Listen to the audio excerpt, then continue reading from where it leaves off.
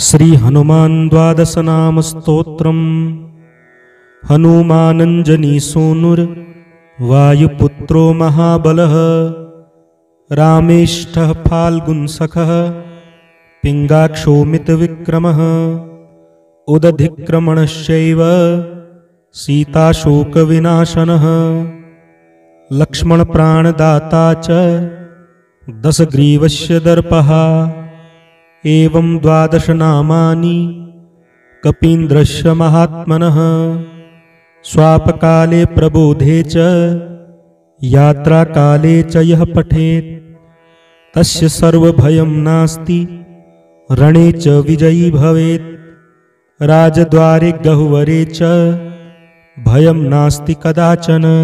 हनुमानंजनी सूनुर वायुपुत्रो महाबलः, रामेष्ठः फाल्गुनसखः पिङ्गाक्षोमितविक्रमः, उदधिक्रमणश्चैव सीताशोकविनाशनः, लक्ष्मणप्राणदाता च दशग्रीवस्य दर्पः।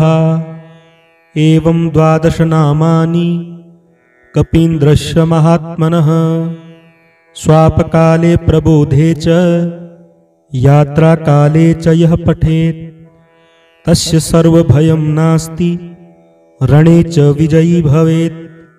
राजद्वारे गह्वरे च भयं नास्ति कदाचन। हनुमानंजनी सूनुर वायुपुत्रो महाबलः, रामेष्ठः फाल्गुनसखः पिङ्गाक्षोमितविक्रमः, उदधिक्रमणश्चैव सीताशोकविनाशनः, लक्ष्मणप्राणदाता च दशग्रीवस्य दर्पः।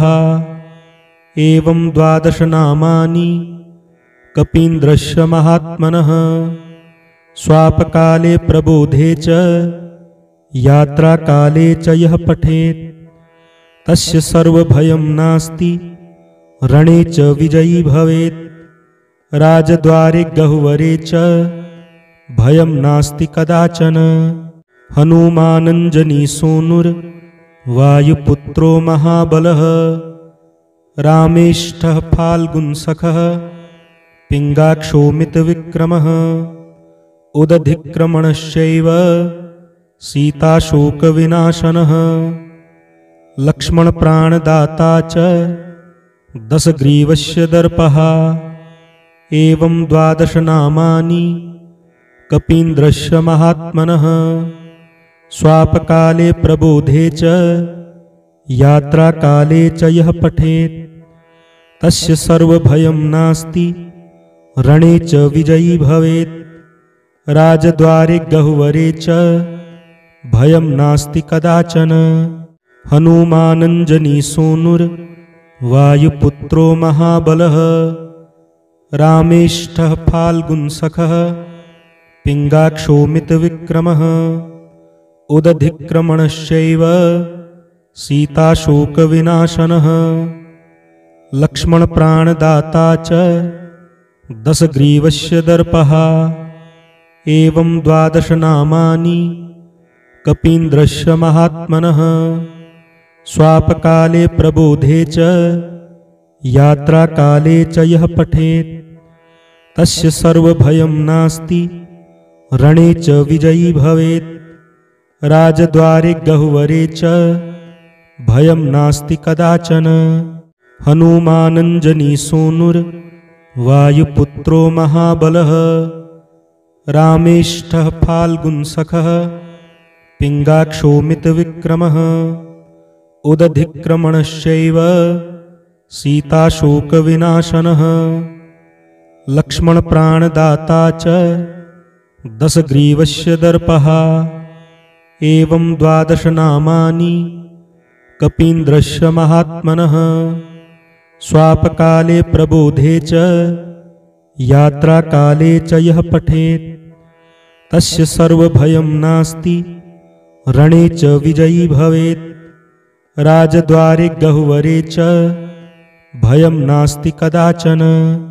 हनुमानंजनी सूनुर वायुपुत्रो महाबलः, रामेष्ठः फाल्गुनसखः पिङ्गाक्षोमितविक्रमः उदधिक्रमणश्चैव सीताशोकविनाशनः लक्ष्मणप्राणदाता च दशग्रीवस्य दर्पः एवं 12 नामानि कपीन्द्रस्य महात्मनः स्वापकाले प्रबोधे च यात्राकाले च यः पठेत् तस्य सर्वभयं नास्ति रणे च विजयी भवेत् राजद्वारे गह्वरे च भयं नास्ति कदाचन हनुमानञ्जनीसूनुर्वायुपुत्रो महाबलः रामेष्ठः फाल्गुनसखः पिङ्गाक्षोमितविक्रमः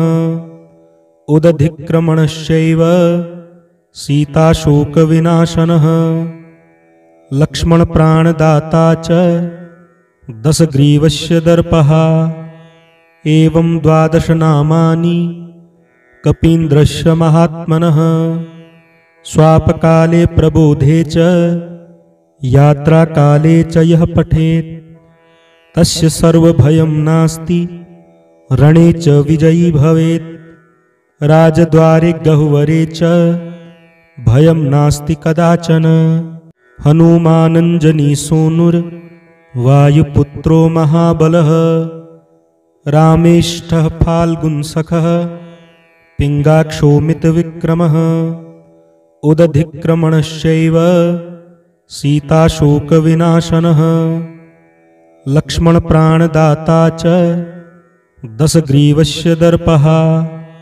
एवं 12 नामानि कपीन्द्रस्य महात्मनः स्वापकाले प्रबोधे च यात्राकाले च यः पठेत् तस्य सर्वभयं नास्ति रणे च विजयी भवेत् राजद्वारे गह्वरे च भयं नास्ति कदाचन हनुमानञ्जनीसूनुर्वायुपुत्रो महाबलः रामेष्ठः फाल्गुनसखः पिङ्गाक्षोमितविक्रमः उदधिक्रमणश्चैव सीताशोकविनाशनः लक्ष्मणप्राणदाता च दशग्रीवस्य दर्पः एवं 12 नामानि कपीन्द्रस्य महात्मनः स्वापकाले प्रबोधे च यात्राकाले च यः पठेत्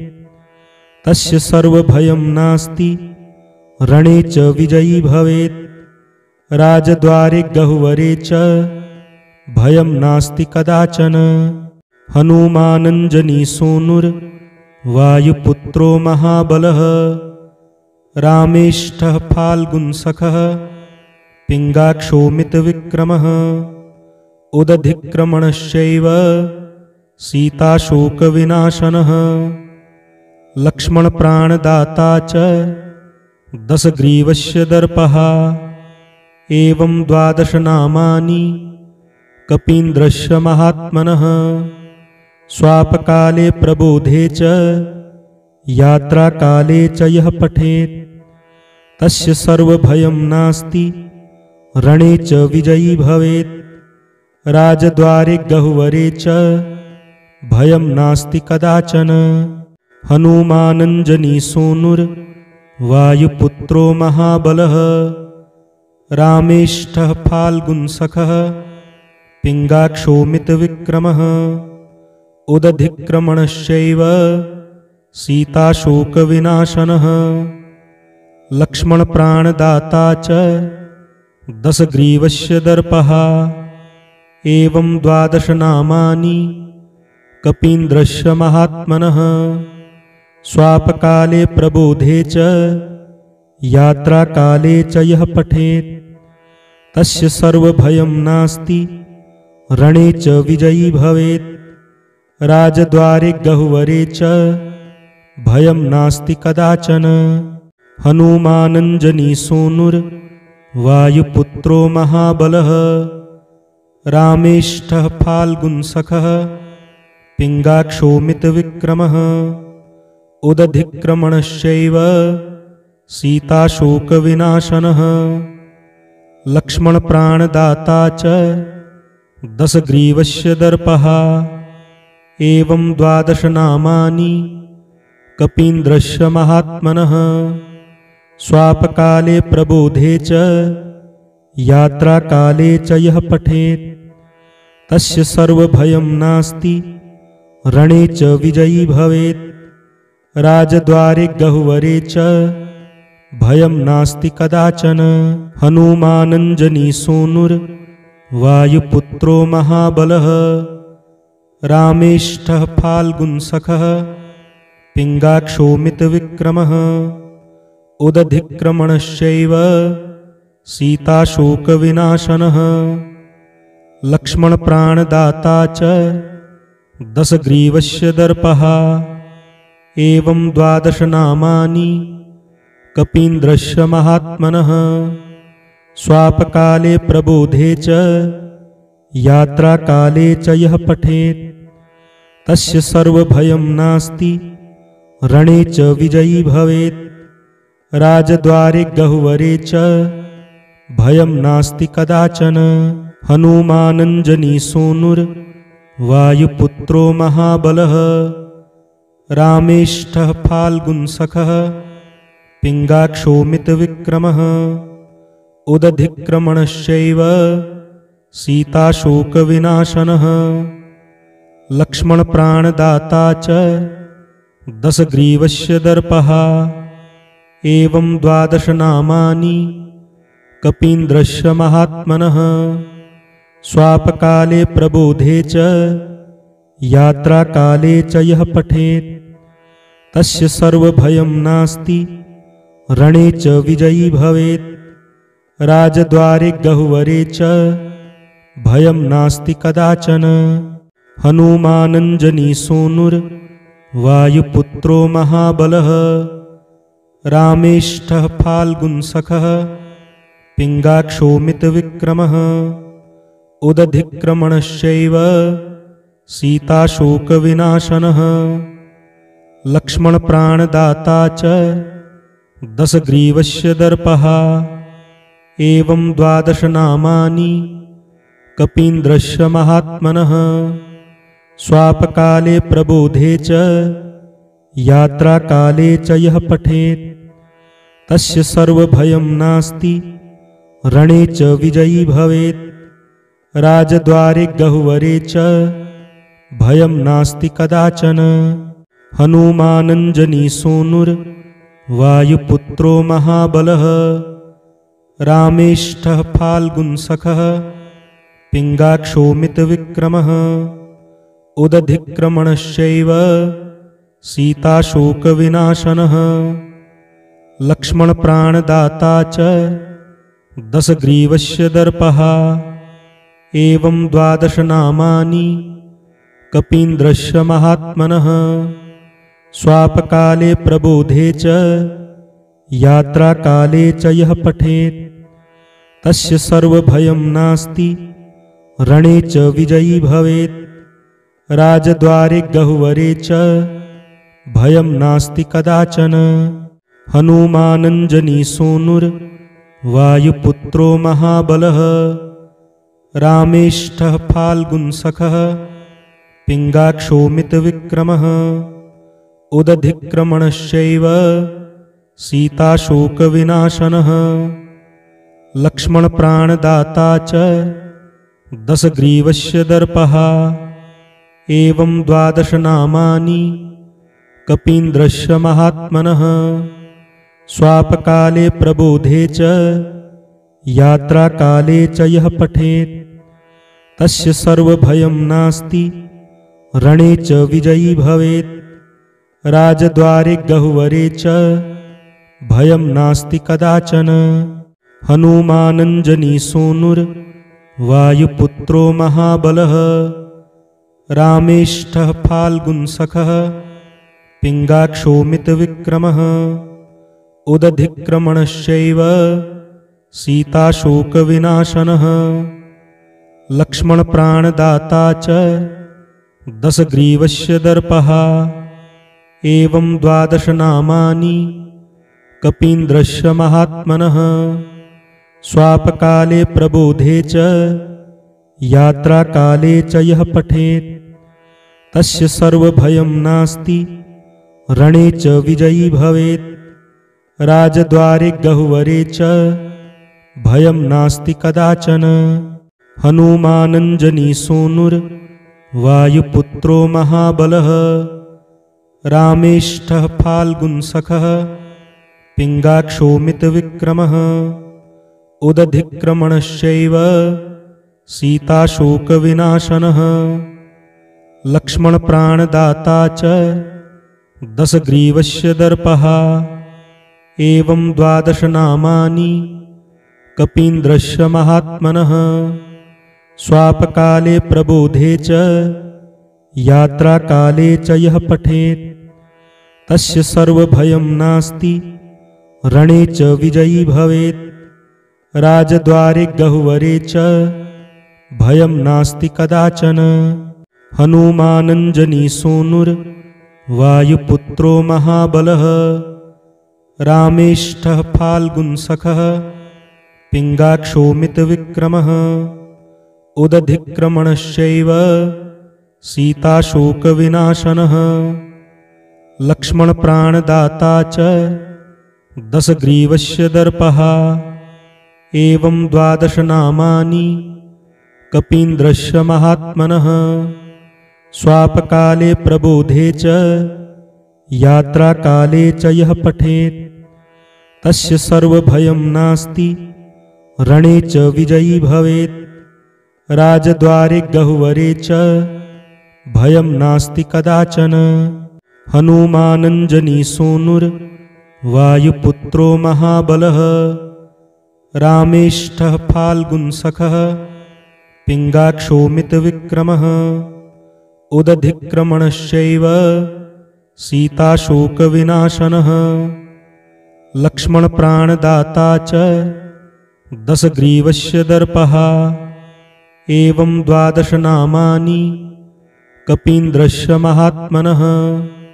स्वापकाले प्रबोधे च यात्राकाले च यः पठेत् तस्य सर्वभयं नास्ति रणे च विजयी भवेत्।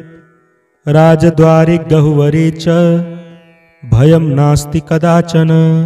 हनुमानञ्जनीसूनुर्वायुपुत्रो महाबलः रामेष्ठः फाल्गुनसखः पिङ्गाक्षोमितविक्रमः। उदधिक्रमणश्चैव सीताशोकविनाशनः। लक्ष्मणप्राणदाता च दशग्रीवस्य दर्पः। एवं 12 नामानि कपीन्द्रस्य महात्मनः। स्वापकाले प्रबोधे च यात्राकाले च यः पठेत् तस्य सर्वभयं नास्ति रणे च विजयी भवेत्। राजद्वारे गह्वरे च भयं नास्ति कदाचन।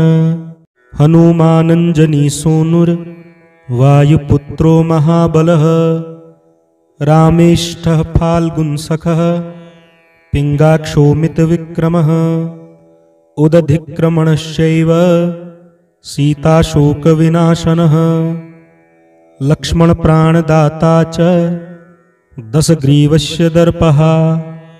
एवं 12 नामानि कपीन्द्रस्य महात्मनः। स्वापकाले प्रबोधे च यात्राकाले च यः पठेत् तस्य सर्वभयं नास्ति रणे च विजयी भवेत्। राजद्वारे गह्वरे च भयं नास्ति कदाचन। हनुमानञ्जनीसूनुर्वायुपुत्रो महाबलः रामेष्ठः फाल्गुनसखः पिङ्गाक्षोमितविक्रमः। उदधिक्रमणश्चैव सीताशोकविनाशनः। लक्ष्मणप्राणदाता च दशग्रीवस्य दर्पः। एवं 12 नामानि कपीन्द्रस्य महात्मनः। स्वापकाले प्रबोधे च यात्राकाले च यः पठेत् तस्य सर्वभयं नास्ति रणे च विजयी भवेत्। राजद्वारे गह्वरे च भयं नास्ति कदाचन। हनुमानञ्जनीसूनुर्वायुपुत्रो महाबलः रामेष्ठः फाल्गुनसखः पिङ्गाक्षोमितविक्रमः उदधिक्रमणश्चैव सीताशोकविनाशनः लक्ष्मणप्राणदाता च दशग्रीवस्य दर्पः एवं 12 नामानि कपीन्द्रस्य महात्मनः स्वापकाले प्रबोधे च यात्राकाले च यः पठेत् तस्य सर्वभयं नास्ति रणे च विजयी भवेत्। राजद्वारे गह्वरे च भयं नास्ति कदाचन।